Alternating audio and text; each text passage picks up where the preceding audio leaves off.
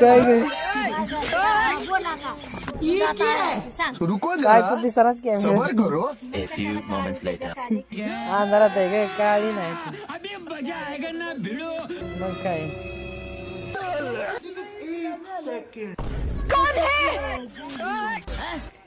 आणि लोटायचा राहिला सकाळी पुणे तर लोटला नाही पुणे तर दिसणारच कशीच हे आहे हे आहे पुणे तर दिसणारच किती खराब झाली ही आल्यापासून लग्न केल्यापासून छकुल्या तू काय केलं खराब झाली का सगळं मात्र करून ठेवलं अगो 40 किलो होती आता 60 किलो भरती बाबा आणि तिला सासर वसे तिला कसं सासरू असेल पण वहिनींचं वजन वाढलं का वहिनींचं काय कमी झालं वहिनींचं बाया दादा खवळत होते होय पुरीला रानात काम होतंय का असलं पुरगी तोंड किती बारीक केलं या पुरगी कसली आली तेव्हा पुण्यावलं चांगली होती लग्नाच्या वेळेस आणि आता कसली झाली अगं पुण्याहून आली तेव्हा मग चांगली होती पण इकडं ती पुण्याला बी तशीच तोंड वाकडं करून बसायची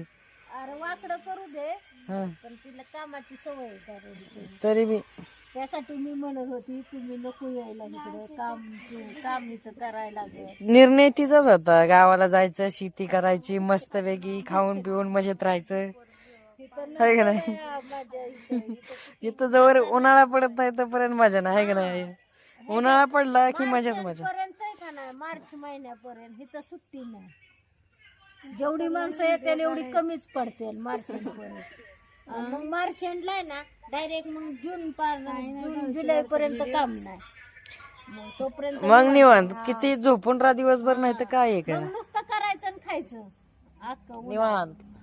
4 महिने अख्खं उन्हाळा काय नाही नुसतं खायचं आणि झोपायचं सकाळचा स्वयंपाक गुरं शेरड एवढंच बघायचं बरोबर आहे तुझंच आहे तुझं काय चुकत नाही हे कसं ऐकतंय बघ की मन लावून ऐकतंय ही काय हा जेवाय झालंय का काय बनवलंय वापलू देवायचं फोनवर बोलताय थांबा फोनवर बोलतात बर बर बर बर स्वागत है हमारे छोटे से ब्लॉग में बर स्वागत राहू दे तुझं काय कवा होतंय काय मंगळवारी कामा बोलावलंय मला असं काय डायरेक्ट ना करते. हो सोन्याला काय म्हणलं सोन्याचं काय झालं त्याच्यात भरलंय पोरग भरलं वय हो कुठलं भरलं ते वय हं? भरलं 10 गुड्याचं भरलंय वाटतं कुठलं दही